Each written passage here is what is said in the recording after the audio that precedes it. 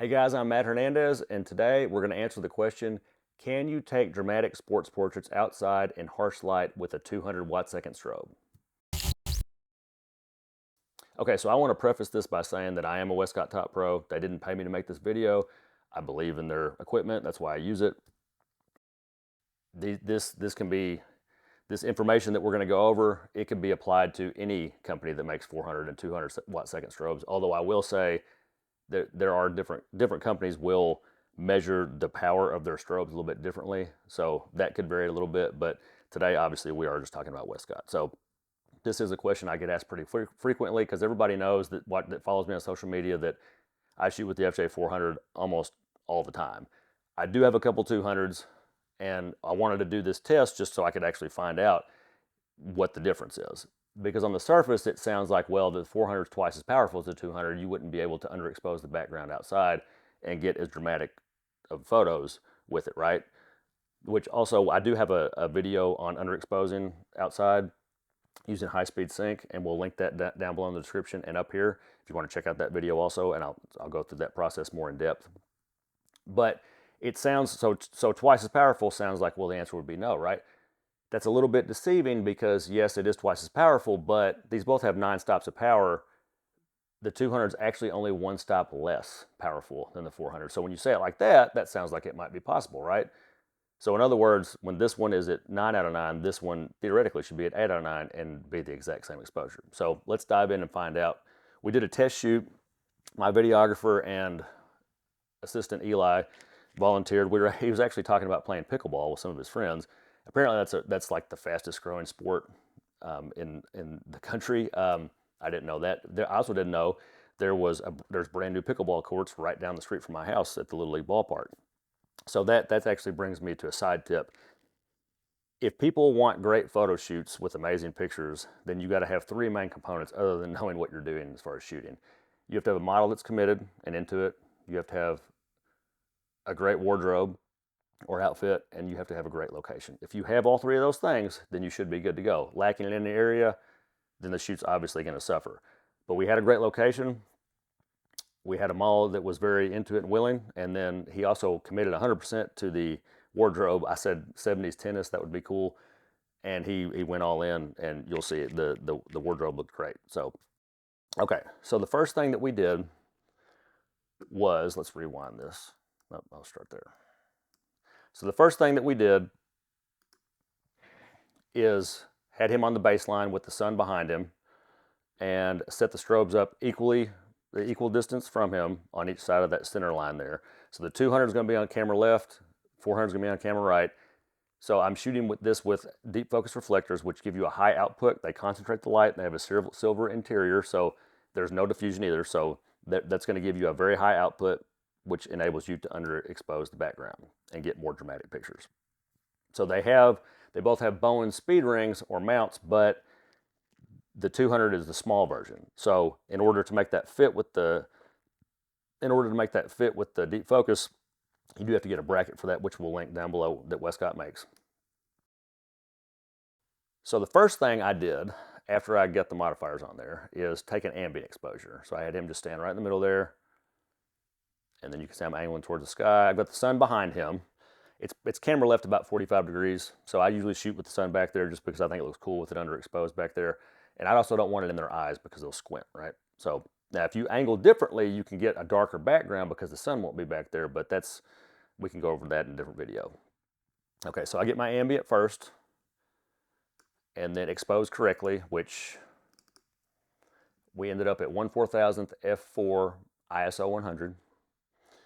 And then I fired the FJ 400 first after I got that.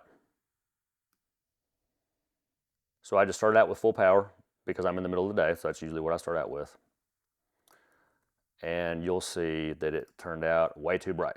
His shirt and his face are blown out.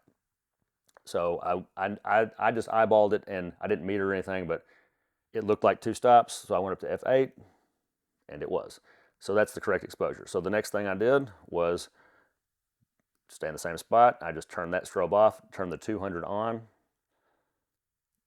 and then took a shot with that. And you can see I went actually, so the next thing I did was I went down to f5.6 because that's one stop less than f8. This is supposed to be one stop less powerful, right? So that theoretically that should be the correct exposure, and you can see right here that it was. That looks great. So there's the FJ400 at full power at f8, the FJ200 at full power at 5.6. You can see the exposure looks the same.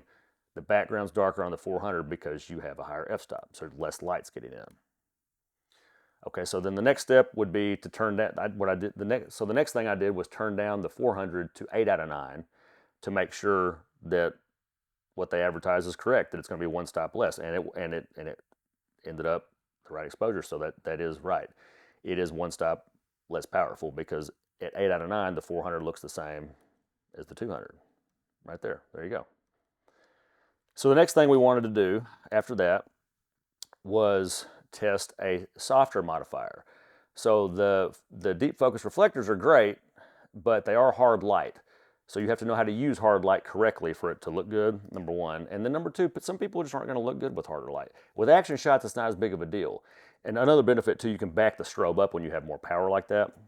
So we brought in the Manny Ortiz Beauty Dish. I have the white version, so it's got a white interior, which is going to be a little bit less powerful and more soft, number one.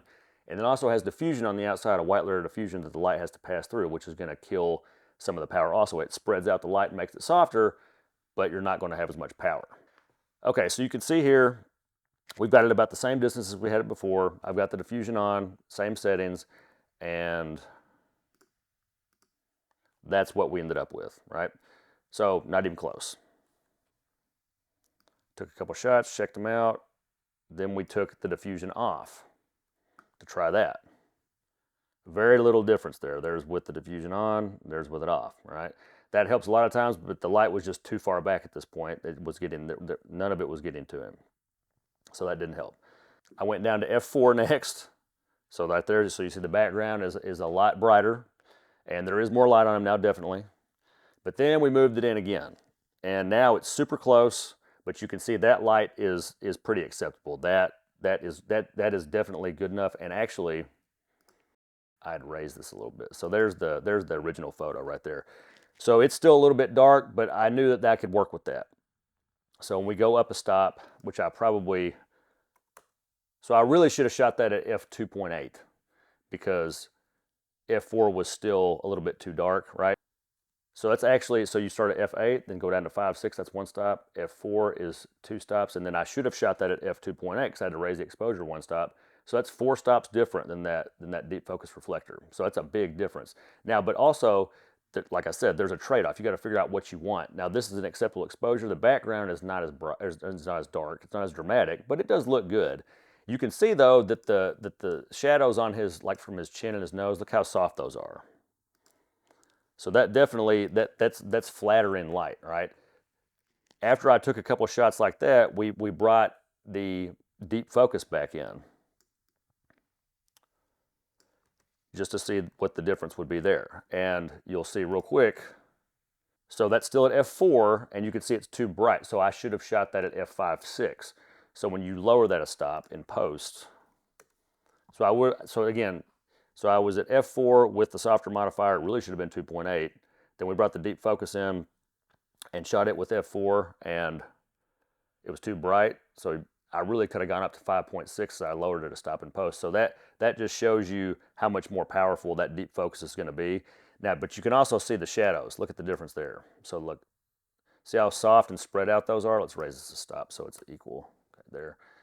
Versus there's the deep focus. So that doesn't look bad by any means, but it is much harsher light. So you have to know that going into it. And that's why it's good to have both types of modifiers with you.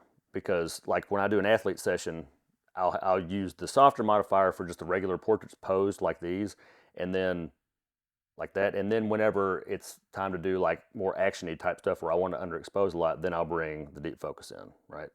It's a totally different look. Okay, so then we switch back to the 400 with the deep focus just to see the difference there, and you can see, so we would have been at 5.6 here. So the background would have been a little bit darker, but you can see it's much darker with the FJ400. So the quick answer is, can you take dramatic portraits outside in harsh daylight with a 200 watt second strobe? Absolutely you can. I don't think there's anything wrong with any of these. I think they look great. There's trade-offs. It's significantly cheaper.